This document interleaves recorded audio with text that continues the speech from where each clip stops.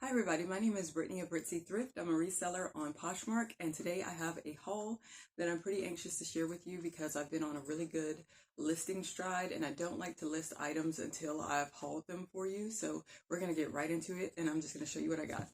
Okay, I do not like figs anymore at all, but I picked this up because it is a size large. If you're not aware, figs is supposedly a more expensive, more, I don't know, comfortable or something scrub brand. For me, I haven't had the best luck with it, but I picked these up because they're a size large and because they're in such an interesting color. I like this neon yellowish green pull string. So sometimes I do have a little bit better luck if they're like a plus size or if they're in a different color. So that's why I picked these up. I've never heard of this brand before, but when I looked it up, I believe they said it was sold at Anthropologie. This is called French Mauve, and it is a size medium. Just a nice open front, cream, beige colored jacket.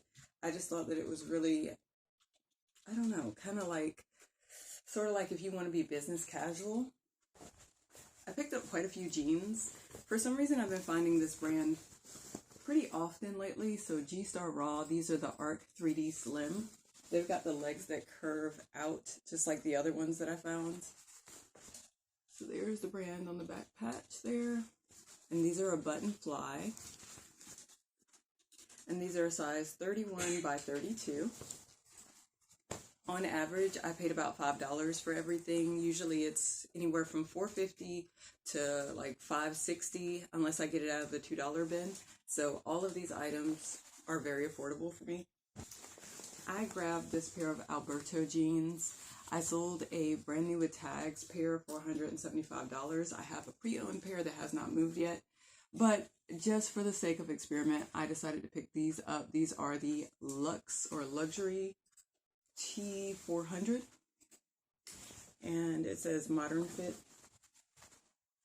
I think these are actually women's. The other pair that I have are men's, so I'm curious to see how the women's are going to perform. This is a pair of 7 for All Mankind Dojo jeans. You can always spot the dojos because they have the stitched 7s on the back. Although I did find a pair that did not have 7s. Majority of the time, they will have 7s on the back. I'm thinking that these might have been hemmed. Usually they are pretty long and they have wear on the bottoms, but I think somebody shortened them a little bit. It kind of looks like that. But still, even with them being shortened, there is no drag. Usually there is some wear, but these are really good. 7 for All Mankind Dojos are probably about the only 7 for All Mankind jeans that are really worth picking up anymore as far as resale goes. When I had them before, they sold for about anywhere between $65 and $80. Level 99, I told myself I wasn't going to pick it up anymore, but it's hard to resist new with tags. So there's the button, the spare buttons there, and here is the Anthropologie tag. Uh-oh, I don't want to rip it. And these are just like a linen blend, or either it's a tinsel blend, I can't remember, but they've got like a little bit of flare at the end. Very lightweight, kind of summery, nice for hot weather. I was excited about finding these. I do not find them often. I've only found them one time before, but these are Revice jeans. This is a size 27, and they've got this foldable waist here. Kind of a funky little, I don't know. It's button fly, and it's just, it looks different. It's also distressed, actually pretty destroyed. But I remember I had these before in a flare leg a long time ago, and they sold for $55. And I remember at the time I'd never heard of these. I didn't know it was a bolo. I just looked them up while I was in the store, and they seemed pretty cool, so I grabbed them, and they gave me a nice return. So I was excited to see this tag again, and by them being in such a cool style, I think somebody's going to be interested in them. This is an experiment. I did not want to leave this, even though it does have its flaws. This apparently is a good vintage brand. This is called Camber. Yeah, Camber, and it says made in the USA. It is a very heavy hoodie. Now, it is missing its pull string, but if you look on the inside, it's like it's thermal lined. Super warm. You can tell that. That's what caught my attention when I first saw it. The other flaw is the shoulder There it is. So it's got like a little bit of a, like where the seam came unstitched, but I think it's so clean though. It's almost like, I almost feel like I can do it, and I might try it. I'm not good at sewing, but I feel like this might be pretty easy to just stitch up right here. But when I checked the comps, some people were selling them pretty high up, like $90. And the ones that they were calling vintage had the same tag. So I'm thinking that this is probably a vintage one, because when I was going through the store, it's a full zip.